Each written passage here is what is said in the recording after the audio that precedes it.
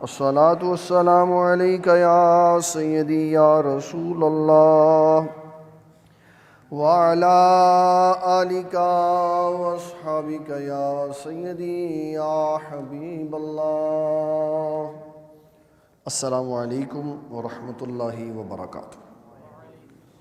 جمعہ کے اس درس میں ہم سب جامع مسجد محمد ابو بکر صدیق میں موجود ہیں اور ہمارا آج کا درس نگینہ سوشل ویلفیئر سوسائٹی کے اشتراک سے نگینہ ٹی وی کے ذریعے سے لائیو ٹیلی کاسٹ کیا جا رہا ہے. اللہ تعالی ہمیں دین اسلام کو صحیح طور پر پڑھ کر سمجھ کر اس پہ عمل کرنے کی توفیق عطا فرمائے. آج ہم نے بات کرنی ہے کہ اللہ تعالیٰ کی نعمتوں کی قدر کرنی چاہیے. اللہ کی نعمتوں کی قدر کرنی چاہیے. تو جب ہم یہ موضوع ڈسکس کریں گے کہ اللہ کی نعمتوں کی قدر کرنی چاہیے تو یہ بھی پہلے پتہ کرنا پڑے گا کون کون سی اس کی نعمتیں ہیں جس کی ہم نے قدر کرنی. پھر جب ہم اس موضوع کو چھیڑیں گے تو پتہ چلے گا کچھ نعمتیں ہم سے پہلے لوگوں پر اس نے کی، کچھ ہم پر کی، کچھ ہمارے سے بعد آنے والوں پہ کرے گا، اور بعض نعمتیں وہ میدان محشر پہ ایمان والوں کو عطا فرمائے گا، اور کثیر نعمتیں وہ جنتیوں کو جنت میں عطا فرمائے گا. اس کا مطلب ہوا کہ ہر جگہ کی نعمت کا علیحدہ علیحدہ اعتبار ہے. اللہ تعالیٰ جل جلالہ نے اس دنیا میں جس کو سب سے بڑی نعمت فرمایا ہے وہ آیت میں نے خطبے میں پڑھی ہے. سورہ ابراہیم آیت نمبر 28 ہے. اللہ تعالیٰ جل جلالہ ارشاد فرماتا ہے کیا تم نے ان لوگوں کو نہیں دیکھا جنہوں نے اللہ کی نعمت کو بدل دیا؟ بدلو نعمت اللہ، جنہوں نے اللہ کی نعمت کو بدل دیا. یہاں اس حدیث کی تفسیر کرتے ہوئے، ویسے تو تفسیر مفسر کرتا لیکن محدثین بڑی اہم بات ہو تو حدیث کی کتاب میں تفسیر کر دیتے. اس اہم ترین آیت کی تفسیر امام بخاری رحمۃ اللہ علیہ نے بخاری شریف میں کی. فرمایا الم تر الی الذین بدلوا نعمت اللہ کا مطلب ہے الم تر الی الذین بدلوا نعمت اللہ ہوا محمد الرسول اللہ، کہ کائنات کی سب سے بڑی نعمت محمد الرسول اللہ صلی اللہ علیہ وسلم. تو سب سے پہلا یہ موضوع اس کے اوپر جائے گا کہ اللہ تعالیٰ جل جلالہ کا ہم شکر ادا کریں کہ اس نے ہمیں حضور صلی اللہ علیہ وسلم کی امت میں پیدا فرمایا. یہ اس کی نعمت ہے، اس کی قدر کرنی چاہیے اور شکرانے کے طور پہ ہر وقت اللہ تعالیٰ کی صفت و ثنا میں مصروف رہنا چاہیے کہ یا اللہ تیرا شکر ہے کہ تو نے ہمیں اپنے محبوب کریم آقا علیہ السلام کی امت میں پیدا فرمایا. یہ معمولی بات نہیں ہے، یہ معمولی بات نہیں ہے. حضور صلی اللہ تعالیٰ علیہ وسلم کا امتی ہونے کی خواہش تو موسیٰ علیہ السلام بھی لیے پھرتے تھے. موسیٰ علیہ السلام بھی خواہش رکھتے تھے کہ میں حضور صلی اللہ علیہ وسلم کا امتی ہوتا. تو اللہ نے فرمایا پیارے موسیٰ ہم نے تو آپ کو نبی بنایا، آپ امتی بننے کی خواہش کر رہے. تو موسیٰ علیہ السلام بھی اس چیز کی خوشی رکھتے تھے، تمنا رکھتے تھے کہ میں حضور پاک صلی اللہ علیہ وسلم کا امتی بن جاتا. تو اللہ تعالیٰ نے ہمیں وہ نعمت عطا فرمائی کہ ہم حضور پاک صلی اللہ علیہ وسلم کے نہ صرف امتی ہیں بلکہ امتیوں کی آگے جو کیٹیگریز ہیں اس میں اس جماعت میں ہیں جن کی زبان صرف حضور کی صفت و ثنا کے لیے کھلتی ہے. بس نہ آپ کے خلاف، نہ اللہ تعالیٰ کے خلاف، نہ صحابہ کے خلاف، نہ اہل بیت کے خلاف، نہ اولیاء کے خلاف، نہ بزرگوں کے خلاف، نہ والدین کے خلاف، نہ اسلام کے خلاف. ہم کسی کے خلاف بات نہیں کرتے. جب بات کرتے ہیں تو تعظیم اور توقیر کی بات کرتے ہیں. یہ اس کا کروڑہا اربہا شکر ہے کہ اس نے ہمیں حضور صلی اللہ علیہ وسلم کی پسندیدہ مخلوق میں رکھا کہ جس سے آپ نے پیار بھی فرمایا. یہ پہلی آیت ہے. پھر اس کے بعد اللہ تبارک و تعالی جل جلالہ ان کا ذکر کرتا ہے.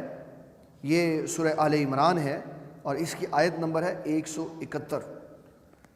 یہ ذکر ہے شہداء کا. یہ ذکر کن کا ہے؟ شہداء کا. اللہ فرماتا ہے جو شہید ہو کے میری بارگاہ میں آ جاتا ہے یستبشرون بنعمت من اللہ، یہ جو اس کو شہادت کی نعمت میں نے عطا فرمائی نا، اس کی وہ خوشی مناتا، اس کی وہ خوشی یہ کتنی بڑی نعمت ہے، شہید ہو جانا یہ اتنی بڑی نعمت ہے کہ جب انسان کے جسم پہ اوزار، اسلحہ، بلیٹ اور ہتھیار لگتا ہے اور اس کی روح قبض ہوتی ہے تو رسول اللہ صلی اللہ علیہ وسلم فرماتے ہیں اللہ اپنی زیارت کرواتا ہے، باقی کسی کو نہیں ہوتی، باقیوں کو زیارت ہوگی وہاں جا کے، لیکن مجاہد کو شہید ہوتے ہی اللہ زیارت عطا فرماتا ہے۔ یہ اس کی اپنی مرضی ہے کہ کس کو کس طرح وہ اپنی زیارت کرواتا۔ پھر سورۃ المائدہ 6واں سپارہ ہے، وہاں اللہ تعالیٰ جل جلالہ نے یہ مضمون بیان فرمایا ہے، بہت ہی پیاری بات، بہت ہی انسان کے ایمان اور عقیدے کو مضبوط کرنے والی بات۔ سورۃ مائدہ کی آیت نمبر 3 ہے، فرمایا الیوم اکملت لکم دینکم، ہم نے تمہارے لیے دین اسلام کو مکمل کر دیا، وَأَتْمَمْتُ عَلَيْكُمْ نِعْمَتِي، اور ہم نے تم پر اپنی نعمتیں بھی پوری فرما دی، وَرَضِيتُ لَكُمُ الْإِسْلَامَ دِينًا، اور فرمایا ہم نے تمہارے لیے دین اسلام پسند فرمایا۔ تو اللہ تعالیٰ کا دین اسلام پسند فرمانا ہمارے لیے اور ہمیں دین اسلام کی نعمت دے دینا، یہ اس کی نعمت عظمیٰ ہے جس کے بارے میں نبی صلی اللہ علیہ وسلم نے فرمایا میری آمد کے بعد اب کسی کا کوئی کلمہ قبول نہیں ہے، اس لیے کہ فرمایا جب ہم آ گئے تو اب ہر ایک کے لیے لازم ہے کہ وہ ہماری اطاعت کرے۔ یہ میں نے حدیث کا مفہوم بتایا، جس طرح ہم اس میں مسئلے کی وضاحت کر دیتا ہوں تاکہ کوئی پریشان نہ ہو، جس طرح ہم حضور پاک صلی اللہ علیہ وسلم کے امتی ہونے کے ساتھ ساتھ سارے نبیوں کو مانتے ہیں، کوئی مسلمان یہ کہ میں فلانے کو نہیں مانتا تو اس کا اسلام بھی قبول نہیں۔ آمنت باللہ و ملائکتہ و کتبہ و رسلہ، رسولوں پر بھی ایمان ضرور۔ تو اسی طرح ہر مذہب میں اپنے نبی کو ماننے کے ساتھ ساتھ ہمارے نبی صلی اللہ علیہ وسلم پر بھی ایمان لانا لازم اور ضروری ہے۔ کوئی یہودی کوئی عیسائی وہ اپنے نبی کو مانے اور ہمارے نبی کو نہ مانے تو وہ اہل کتاب میں بھی داخل نہیں ہو سکتا، اہل کتاب میں بھی داخل نہیں ہو سکتا۔ تو مسلمان یہ ایک ایسی چھتر چھاؤ ہے، ایک ایسا اللہ تعالیٰ کی طرف سے نعمت عظمیٰ کا محل ہے کہ رسول اللہ صلی اللہ علیہ وسلم فرماتے ہیں جس نے لا الہ الا اللہ محمد الرسول اللہ پڑھ لیا اس کو اللہ تعالیٰ نے جنت کی چابی عطا فرما دی، اس کے بغیر کوئی جنت میں۔ تو اب یہ کوئی پاکستان کا خزانہ تھوڑی ہے کہ اسحاق ڈار کہے گا جی چابی تے لیاؤ، چابی تے لیاؤ نا جی، خزانے کا تسی میں وزیر بنایا تھا چابی تے لیاؤ۔ یہ تو فزیکلی تو چابی نہیں ہے، یہ تو جو جملہ پڑھ کے اپنے دل میں محفوظ کیا ہے یہی چابی ہے۔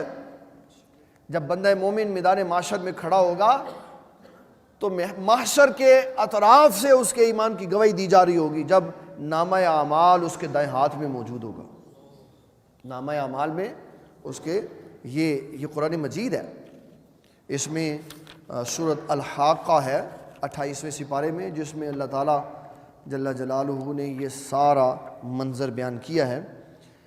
اللہ اکبر۔ اللہ تعالیٰ ارشاد فرماتا ہے کہ وہاں نامہ اعمال دیے جائیں گے، فَيَوْمَئِذٍ تُعْرَضُونَ لَا تَخْفَىٰ مِنْكُمْ خَافِيَةٌ، فرمایا اس دن تم سب اللہ کی بارگاہ میں پیش ہوگے، کوئی جان چھپ نہیں سکتی ہوگی۔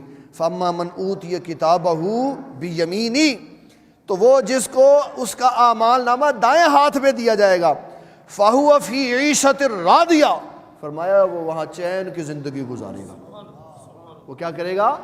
چین کی زندگی گزارے۔ اور جس کو نامہ اعمال وَأَمَّا مَنْ أُوتِيَ كِتَابَهُ بِشِمَالِهِ، جس کو بائیں ہاتھ پہ دیا جائے گا وہ کہے گا یا لیتنی لم اوت کتابیہ، کاش کتنا اچھا ہوتا مجھے کتاب نہ دی جاتی، یا لیتہا کانت القاضیہ، اور اگر مجھے کتاب دی جانی تھی بائیں ہاتھ میں تو اس سے بہتر تھا کہ میں پہلے ہی مر جاتا، لیکن وہاں ایسی صورتحال ہونے والی نہیں ہے۔ پھر سورۃ المائدہ ہی کی آیت نمبر 6 میں اللہ تبارک و تعالیٰ جل جلالہ نے ایک اور بھی نعمت کا ذکر کیا ہے، میں اس کی بھی طرف آپ کی توجہ کروا کے پھر ہم بات آگے اس کے بعد کریں گے۔ سورۃ مائدہ کی آیت نمبر 6، اللہ تعالیٰ جل جلالہ پہلے تو ہمیں یہ فرما رہا تھا کہ یہ جو میں نے تمہیں نعمتیں عطا فرمائی ہیں اور میں نے تمہارے لیے اسلام کو پسند کیا ہے، یہ میں نے تم پر احسان فرمایا، میں نے تم پر احسان فرمایا۔ پھر فرمایا آیت نمبر 6 میں، یہ وضو کی آیت ہے، اور وضو میں اور تیمم میں اور غسل میں جب انسان کو حاجت غسل ہو تو پھر وہ کیا کرے۔ اللہ تعالیٰ جل جلالہ فرماتا ہے ما یرید اللہ لیجعل علیکم من حرج، اللہ نہیں چاہتا کہ تم پر کوئی حرج آ جائے، تنگی آ جائے، ولکن یرید لیطہرکم، وہ یہ چاہتا ہے کہ مومن ہو تو صاف ستھرا ہونا چاہیے، مومن ہو تو ولیتم نعمتہ علیکم، اور فرمایا اس نے تمہیں صاف بھی کیا اور اپنی نعمت بھی تمہیں عطا فرمائی۔ اس کا مطلب یہ ہوا اس آیت میں اللہ تعالیٰ یہ بتانا چاہتا ہے کہ پاکیزگی بھی اللہ کی نعمت ہے، پاکیزگی بھی۔ اس کے اوپر میں آپ کو دو باتیں عرض کروں گا۔ نبی صلی اللہ تعالیٰ علیہ وسلم نے فرمایا وضو مومن کا ہتھیار ہے، وضو مومن کا ہتھیار، جو باوضو رہے اس کو کوئی موذی جانور تکلیف نہیں دے سکتا، کیونکہ اس کے پاس اس کا ہتھیار موجود۔ باہر بابا جی وہ بیٹھے ہوئے ہیں، فجر کے وقت یہ وہ سوٹی ساتھ لے کے آتے، تو ان سے پوچھو کیوں، کہتے ہیں رستے کو پے ہوئے نا تو پھر اور ڈراپ کر کے ماری دی، وہ ہتھیار ہے ان کا۔ تو حضور فرماتے ہیں وضو مومن کا ہتھیار ہے، کہ وضو والے بندے پر کوئی اثرات، کوئی جادو، کوئی ٹونا، کوئی ظاہری طور پہ اس کے اوپر ظلم و ستم نہیں کر سکتا، جو مستقل وضو میں رہتا ہو، اپنے ہتھیار کے ساتھ وابستہ ہے۔ پھر دوسرا اس کا معنی یہ ہے کہ آقا کریم صلی اللہ تعالیٰ علیہ وسلم نے باوضو رہنے والے کو یہ خوشخبری سنائی کہ فرمایا جب آپ سفر معراج پہ گئے تو آپ نے واپسی آ کر فرمایا بلال کیا کرتے ہو، میں نے جنت میں تیرے چلنے کی آواز سنی۔ کہا حضور کوئی اعمال تو نہیں ہے میرے پاس، لیکن یہ ہے کہ جب وضو ٹوٹ جاتا ہے تو نیا وضو کرتا ہوں اور 2 رکعت نماز نفل تحیۃ الوضو پڑھ لیتا ہوں، تو فرمایا اسی وجہ سے تیرے چلنے کی آواز میں نے جنت میں سنی۔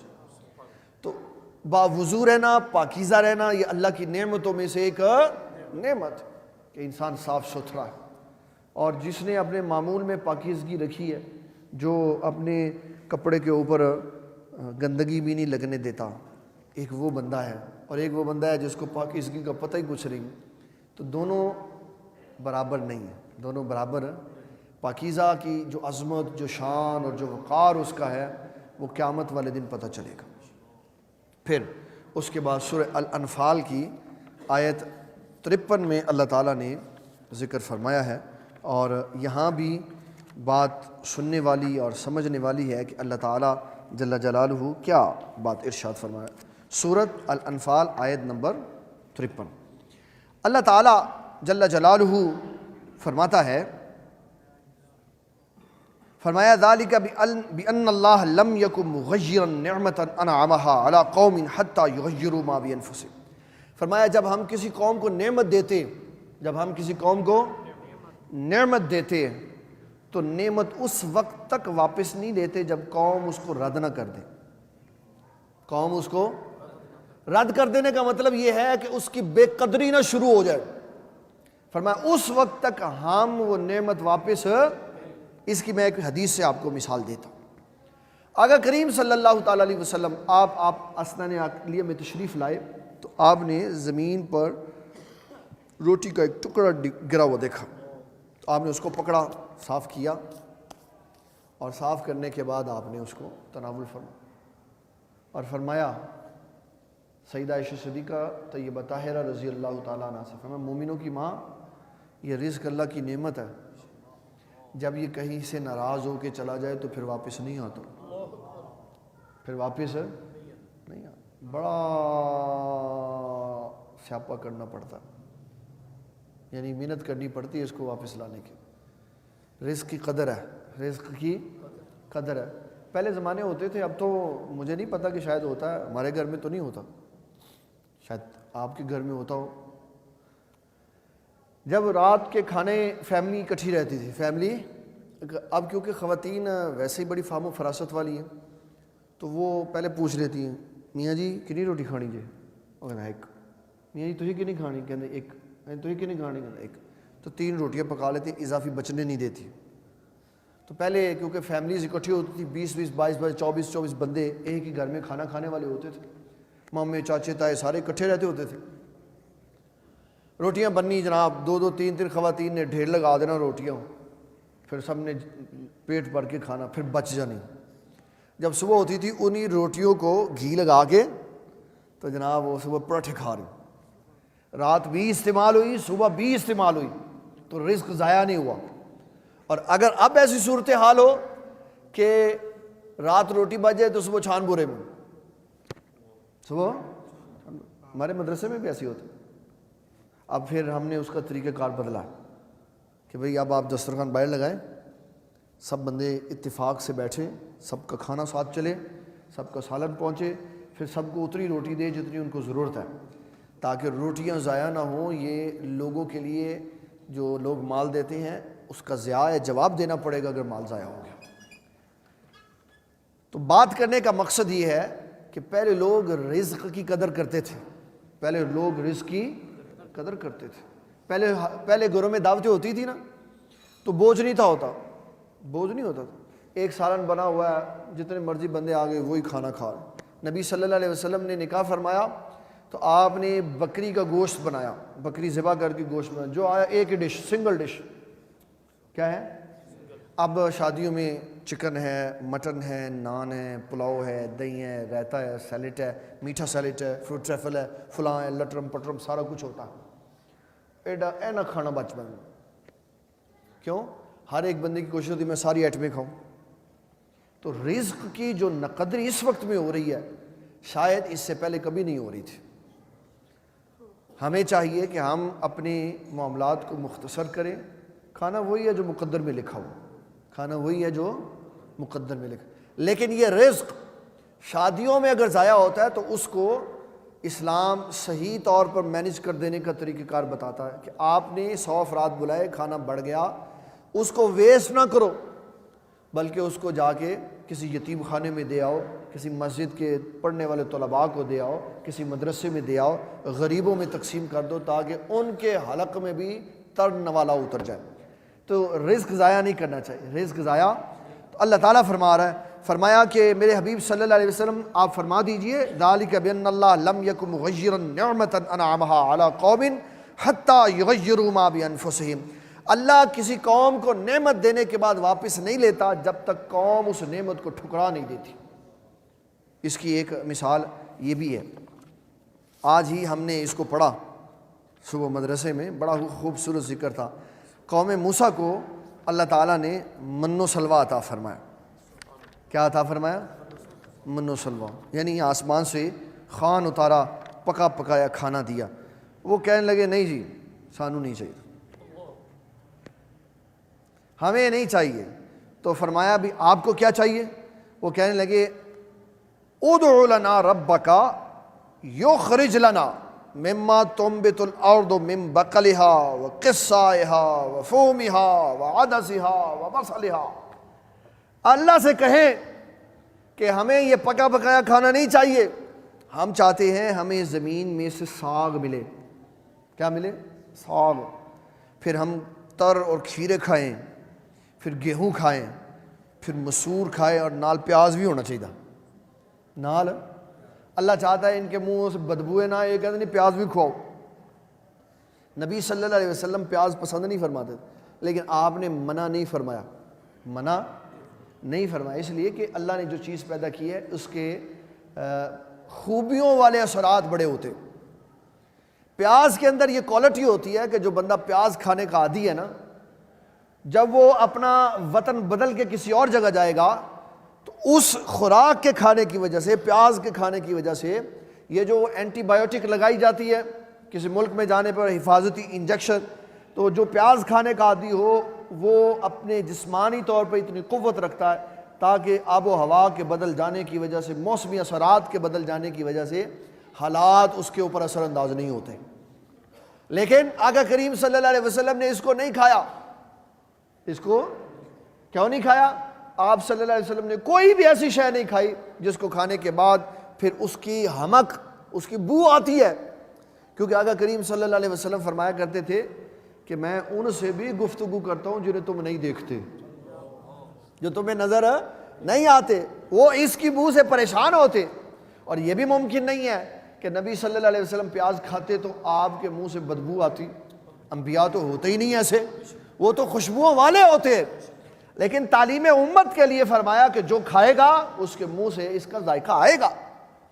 ہمارے اسلام کی بہت بڑی شخصیت استاد العلماء، جامع معقول و منقول، حافظ شیخ عبدالستار سعیدی زید شرف ہوا فرمایا کرتے تھے کہ اگرچہ حضور صلی اللہ علیہ وسلم اپنے کمال مراتب کی وجہ سے نہیں کھاتے تھے، لیکن عوام کھاتی ہے، عوام کھاتی ہے، تو اس کو چاہیے کہ اس کو کھانے کے بعد جب مسجد میں آئیں تو مسواک کر کے آئیں اور میٹھی چائے پی کے آئیں، تاکہ اس کے اثرات اندر چلے جائیں اور منہ والا ذائقہ اس کا ختم ہو جائے۔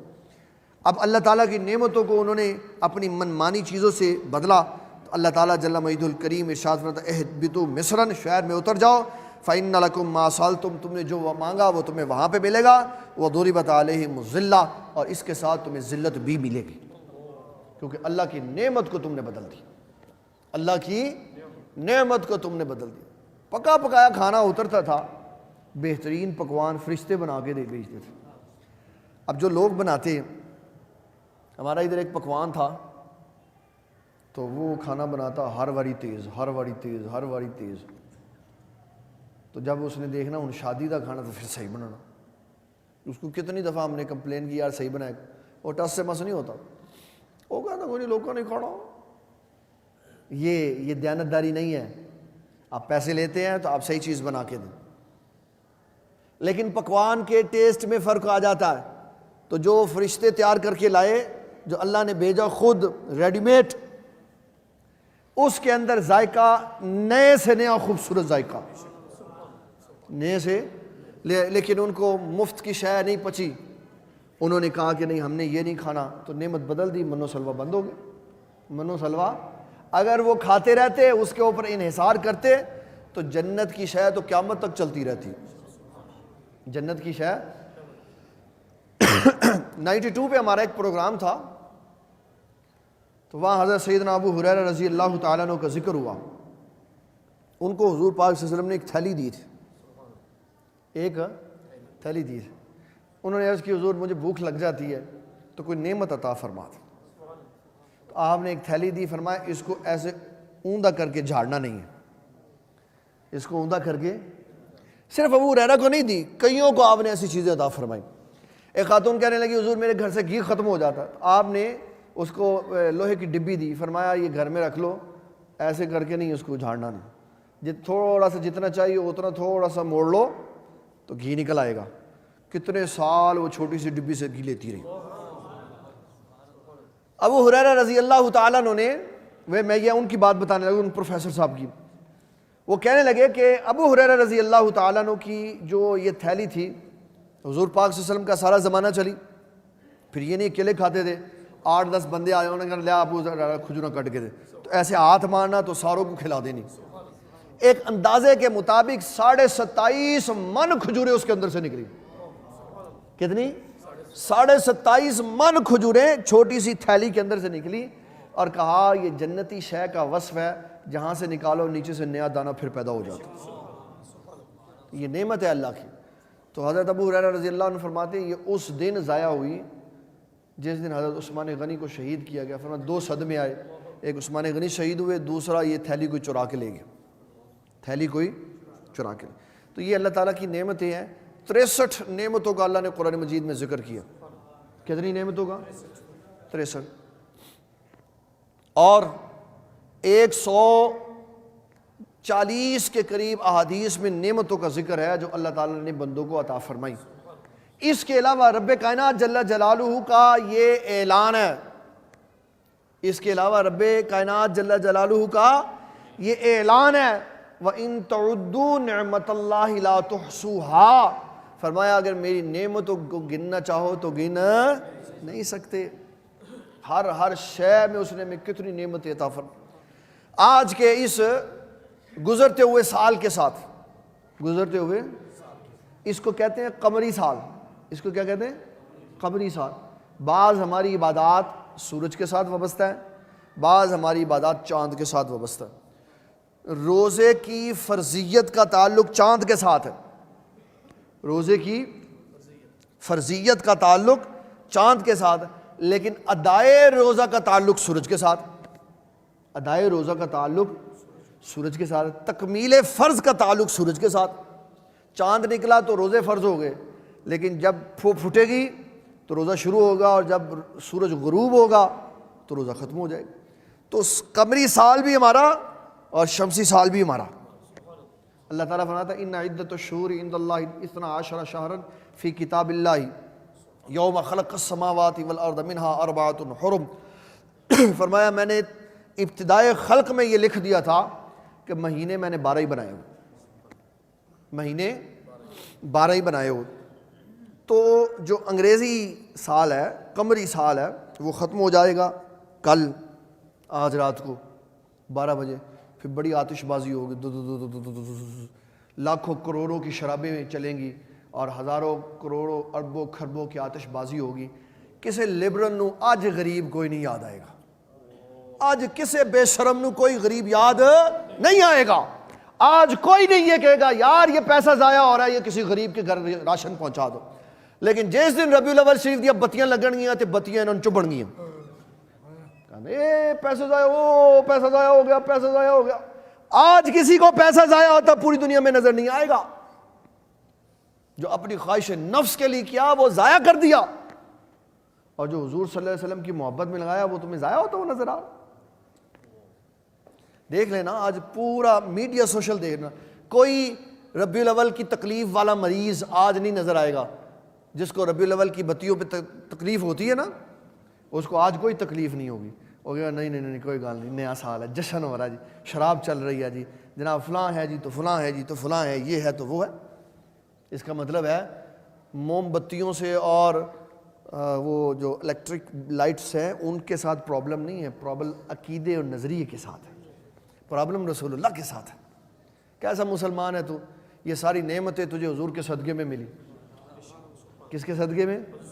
حضور پاک صلی اللہ علیہ وسلم کے صدقے میں ملی۔ انسان کی تو ویلیو ہی کوئی نہیں تھی، انسان کی حضرت سلیمان فارسی سے پوچھو کہ اتنے 300 سال آپ نے زندگی گزاری تو بتاؤ انسانیت کی عزت کیا تھی؟ کہا میں جہاں سے گزرا لوگوں نے مجھے اپنا غلام بنا لی۔ یہ عزت تو اسلام نے آ کے عطا فرمائی۔ عورتوں کو عزت اسلام نے دی، مردوں کو عزت اسلام نے دی، ماؤں کو عزت اسلام نے دی، باپوں کو عزت اسلام نے دی۔ اور اسلام کی باری یہ دیکھا نہیں نہیں پیسے ضائع ہو رہا ہے، پیسے ضائع ہو۔ آج جو پیسہ ضائع ہوگا وہ بھی ضائع ہے، وہ بھی ضائع ہے، اس کی بھی حفاظت کی ضرورت ہے۔ لیکن یہ کیونکہ انٹرنیشنل پیسے کا ضیاع ہے اس لیے کوئی بولنے کی جرت نہیں کر سکتا، جو بولنے کی جرت نہیں کر سکتا۔ جو شے جن کی ہوتی ہے نا وہ فوری طور پر روک دیتے ہیں، فوری طور پر۔ ابھی ہم پچھلے ہفتے کی میں بات بتاتا ہوں، 24 پروگرام پہ میں بیٹھا ہوا تھا، یہ پورے ورلڈ میں چلتا ہے۔ ایک اسکالر کہنے لگا یہ جو یہودی اسلام کے دشمن ہے نا، یہودی جو اسلام کے ٹک کر کے انہوں نے پروگرام بند کر دیتا۔ میں نے کہا حضرت یہ یورپ میں بھی چل رہا، آپ یہودیوں کا نام نہیں لے سکتے، تو اسلام کے خلاف جو مرضی تسی کر لو۔ اس کا مطلب ہے بات اسی کی چلتی ہے، پاور جس کے پاس ہے، جس کے پاس ہے پاور ہے۔ اچھا اب میں آپ کو ایک حدیث شریف سناتا ہوں جس میں کچھ نعمتوں کی قدر کرنے کی ہمیں تلقین کی گئی۔ یہ بڑا وسیع سا موضوع ہے تو میں اس میں سے تھوڑا تبرکاً سنا رہا ہوں۔ آقا کریم صلی اللہ تعالیٰ علیہ وسلم کی اس حدیث کے راوی ہیں عمر بن میمون رضی اللہ تعالیٰ عنہ۔ عمر بن میمون رضی اللہ تعالیٰ فرماتے ہیں نبی صلی اللہ تعالیٰ علیہ وسلم نے فرمایا کہ اللہ تعالیٰ نے تمہیں 5 نعمتیں دی ہیں، ان کے ضائع ہونے سے پہلے پہلے ان کی قدر کر لینی۔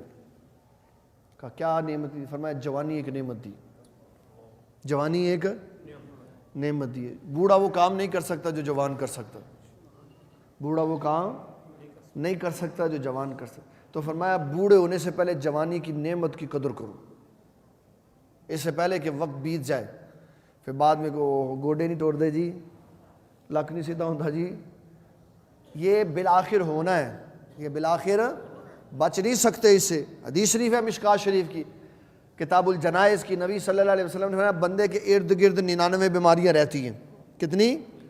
فرمایا اگر سب سے بچ جائے تو 100ویں بیماری بڑھاپے میں مبتلا ہو جاتا. بوڑھے ہونا ہی ہونا ہے. بوڑھے میرے ابا جی حضور رحمۃ اللہ علیہ فرمایا کرتے تھے, دعا کرتے تھے, یا اللہ ذلت والی محتاجگی سے بچا. تو میں نے ایک دن پوچھا, میں نے کہا اس کا کیا مطلب ہے؟ تو فرمانے لگے کہ جب بندہ بوڑھا ہو جاتا ہے تو محتاج ہو جاتا ہے, اور یہ محتاجی کار ثواب ہوتی ہے. یہ محتاجی کہ جب ماں باپ بوڑھے ہو جائیں اور اولاد ان کی خدمت کرے تو ان کی خدمت سے اللہ جنت عطا فرماتا ہے. ان کی خدمت سے اللہ تعالیٰ جنت عطا فرماتا ہے.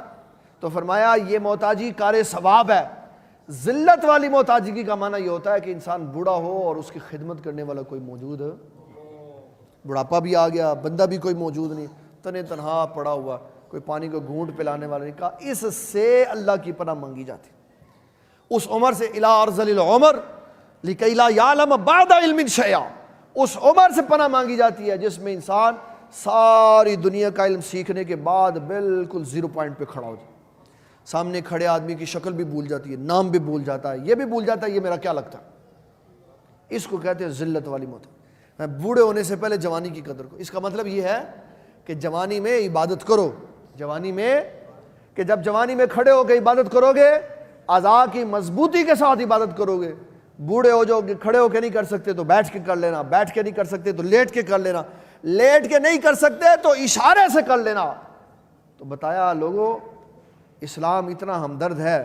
اگر تم چارپائی پہ لیٹ کے اشارے سے بھی نماز پڑھتے ہوئے لیکن جوانی کی حفاظت کی تو اللہ تعالیٰ لیٹ کے نماز پڑھنے کے باوجود بھی کھڑے ہو کے پڑھنے جیسا ثواب عطا فرمایا. جوانی والا ثواب. پھر دوسرے نمبر پر فرمایا غریب ہونے سے پہلے امیری کی قدر کرو, پیسے کی قدر کرو. پیسہ سنبھال کے رکھو, ضائع نہ کرو. پیسہ ضائع نہ کرو. مکان بنانے میں ضرورت نہیں ہے, ضرورت میں سب کچھ جائز ہے. ضرورت میں سب کچھ جائز ہے, ہر شے جائز ہے. ضرورت نہیں ہے تو ایسے ضائع کر دیں. کھائیں پئیں جتنا ضرورت ہے, ضائع نہ کریں. ضائع کریں گے تو سوال ہوگا, ضائع کریں گے تو. حضرت ابو ایوب انصاری کے گھر نبی صلی اللہ تعالیٰ علیہ وسلم آپ تشریف لے گئے. شدید بھوک لگی ہوئی تھی تو آپ باہر نکلے تو سیدنا صدیق اکبر بھی آ گئے, سیدنا عمر بن خطاب بھی آ گئے. فرمایا چلو آج کھانا حضرت ابو ایوب انصاری کے گھر کھاتے. چلے گئے وہاں پہ. انہوں نے بکری چھوٹی جو دودھ نہیں دیتی تھی اس کو ذبح کر کے ساری کی ساری پکا کے حضور پاک کے سامنے رکھ دی. یہ وہ مدت کے بعد ایک دن تھا کہ آپ نے خوب سیر ہو کے کھانا کھایا. پھر کھجوریں بھی انہوں نے رکھی, پھر دودھ بھی انہوں نے رکھا, بڑا تسلی والا انہوں نے کھانا کھلایا. پھر اپنے نصیبوں پہ انہوں نے اظہار مسرت کیا کہ یا اللہ تیرا شکر ہے آج سرکار میرے گھر تشریف لے. کھانا کھلا دیا, کھانا بچ گیا کچھ. تو آپ نے حضرت ابو ایوب انصاری سے کہا, ابو ایوب انصاری یہ بچ گیا, یہ ہم نے کھا لیا. کہا حضور یہ ہم گھر والے کھا لیں گے, ہم آپ کا تبرک ہے تو ہم کھا لیں. تو آقا کریم صلی اللہ علیہ وسلم نے دھیان سے کھانا, جو کھاؤ گے اس کا جواب دینا پڑے گا, جو کھاؤ گے اس کا. تو عرض کی حضور آپ نے بھی تو کھایا. فرمایا ہم تو میزبان تھے, ہم تو مہمان تھے, تو میزبان تھا, تو نے جو چاہا وہ ہمیں کھلا دیا, ہم نے کھا لیا. نہ تجھ سے سوال نہ ہم سے سوال. 2 کھانے ہیں جن کا کوئی سوال نہیں ہے, 2 کھانے ہیں جن کا کوئی سوال نہیں ہے. میزبان مہمان کو کھلا دے, مہمان جتنا مرضی کھائے, جتنا مرضی کھائے, کوئی سوال نہیں ہے قیامت والے دن. اور سحری اور افطاری کے لیے جتنا مرضی کھائے کوئی سوال نہیں. کیوں؟ وہاں پہ فرض کی تکمیل ہے, وہاں پہ فرض کی طاقت ہوگی, قوت ہوگی تو روزہ نبھایا جائے گا. اس لیے سحری میں 6 7 8 پراٹھے کھاؤ, جتنا آپ کا دل کرتا کھاؤ. ضروری نہیں ہے اتنے کھاؤ, یہ ہے کہ دروازہ کھلا ہوا, دروازہ کھلا ہوا. تو حضرت ابو ایوب انصاری صاحب نے فرمایا جو آپ کھائیں گے نا اس کا جواب دینا پڑے گا, دھیان سے کھانا.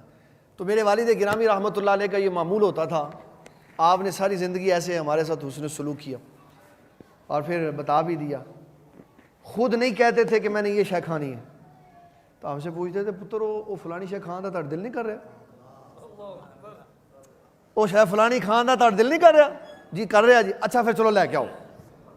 تو پھر وہ ہمیں بہانے سے کھلا دینی اور ہم نے ان کو کھلا دینی، ان کا بھی مقصد پورا ہو جانا، ہمارا بھی ہو جانا۔